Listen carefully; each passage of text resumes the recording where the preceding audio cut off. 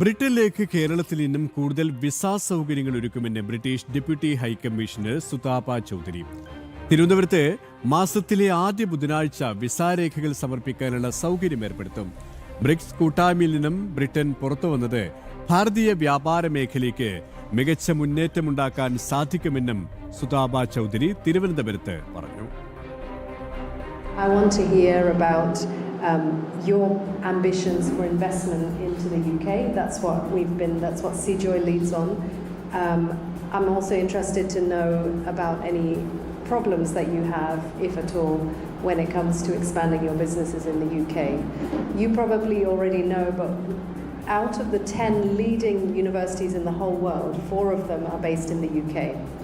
So we have a really, really vibrant ecosystem of talent, and I think that's a really shared kind of characteristic between Kerala and the UK, that we place a very high premium on high quality education. കൂടുതൽ വിവരങ്ങളുമായി S Shalini ശരിയാണ്. ശാലിനി, പ്രധാനമായും എന്തൊക്കെ കാര്യങ്ങളാണ് സുതാപ ചൗധരി വ്യക്തമാക്കിയത്?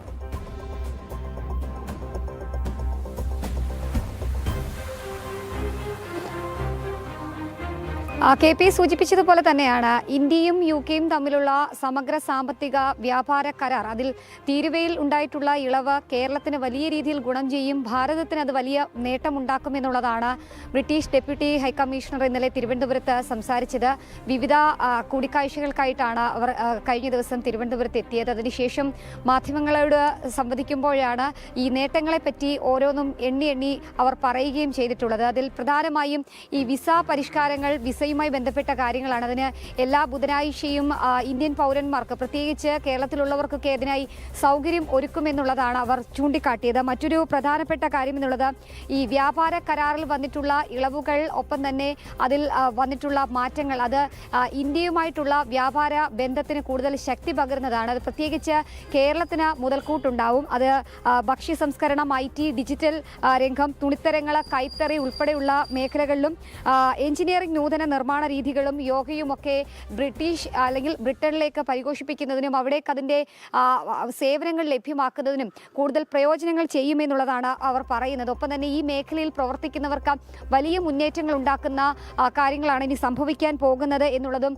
അവർ പറയുകയും ചെയ്തിട്ടുണ്ട്. UK-യിലേക്കുള്ള ചെമ്മീൻ കയറ്റുമതിയിൽ വിയറ്റ്നാമിൻ്റെ കുത്തകയെ വെല്ലുവിളിക്കാൻ കേരളം തയ്യാറാവുകയാണെങ്കിൽ കേരളത്തിന് അത് വലിയ നേട്ടങ്ങൾ ഉണ്ടാക്കും. വ്യാപാര ബന്ധം ഇന്ത്യയുമായും കേരളവുമായിട്ടും ബ്രിട്ടന് ശക്തിപ്പെടുത്തും എന്നൊക്കെയാണ് അവർ പറഞ്ഞിട്ടുള്ളത്. മറ്റൊരു പ്രധാനപ്പെട്ട കാര്യം, ഈ UK-യിലെ സർവകലാശാലകളിലേക്കുള്ള ഇന്ത്യൻ വിദ്യാർത്ഥികൾ, പ്രത്യേകിച്ച് കേരളത്തിൽ നിന്നുള്ള വിദ്യാർത്ഥികളുടെ എണ്ണം വലിയ രീതിയിൽ ഉണ്ടാകുന്നുണ്ട്. അതുകൊണ്ട് തന്നെ ആ ഒഴുക്കിന് സമാനമായി കേരളത്തിലും ഈ UK-യിലെ യൂണിവേഴ്സിറ്റികൾ സ്ഥാപിക്കുന്നതുമായി ബന്ധപ്പെട്ട് കൂടിയാലോചനകളും ചർച്ചകളും നടക്കുകയാണ്. അതിന് ക്യാമ്പസുകൾ തുടങ്ങാൻ കേരളത്തിൽ ആഗ്രഹമുണ്ട് എന്നുള്ളതാണ് അവർ വ്യക്തമാക്കിയിട്ടുള്ളത്. ഇത് മുഖ്യമന്ത്രിയുമായും ഒപ്പം തന്നെ വിദ്യാഭ്യാസ മന്ത്രിമാരുമായിട്ടൊക്കെ ചർച്ച നടത്തിയിട്ടുണ്ട്. ഉടൻ തന്നെ അതിലൊരു ശുഭ പ്രതീക്ഷ തീരുമാനമുണ്ടാകുമെന്ന് പ്രതീക്ഷിക്കുന്നതായും അവർ പറഞ്ഞിട്ടുണ്ട്. അതുമാത്രമല്ല, അതിനു വേണ്ടിയിട്ടുള്ള പിന്തുണ എന്താണ് UK-യിൽ വേണ്ടത്, ബ്രിട്ടനിൽ വേണ്ടത്, അതിനു വേണ്ടിയിട്ടുള്ള എല്ലാ സഹായവും ഡെപ്യൂട്ടി ഹൈക്കമ്മീഷണർ എന്ന നിലയിൽ അവരുടെ ഭാഗത്തു നിന്നുണ്ടാകുമെന്നുള്ളതാണ് മറ്റൊരു വാഗ്ദാനം അവർ നൽകിയിട്ടുള്ളത്. മറ്റൊന്ന്,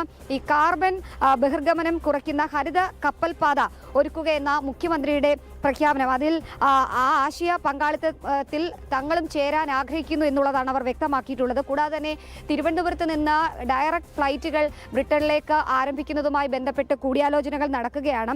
UK-യിലേക്ക് നേരിട്ട് വിമാന സർവീസുകൾ ആരംഭിക്കാൻ വേണ്ടി ബ്രിട്ടീഷ് എയർവേസും അടക്കമുള്ളവരുമായി കൂടിയാലോചനകളും ചർച്ചകളും നടക്കുകയാണ് എന്നുള്ളതാണ് അവർ പറഞ്ഞിട്ടുള്ളത്. എന്തായാലും ഭാരതവുമായി ഒപ്പുവെച്ചിട്ടുള്ള ഈ ഒരു കരാറ്, ആ കരാറ് വലിയ രീതിയിൽ ഗുണം ചെയ്യാൻ പോകുന്നത് ഇവിടുത്തെ പൗരന്മാർക്കും പ്രത്യേകിച്ച് കേരളത്തിലുള്ളവർക്കാണ് എന്നുള്ള ഉറപ്പാണ് ബ്രിട്ടീഷ് ഡെപ്യൂട്ടി ഹൈക്കമ്മീഷണർ നൽകിയിട്ടുള്ളത്.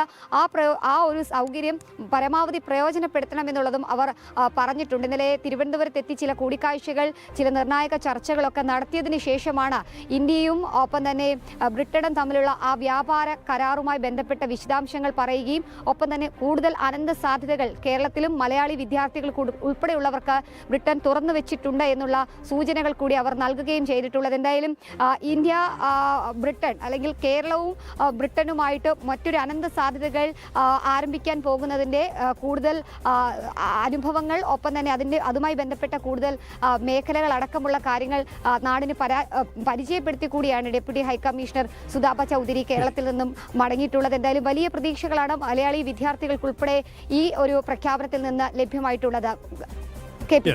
ശാലിനിയാണ് വിവരങ്ങൾ നൽകിയത്.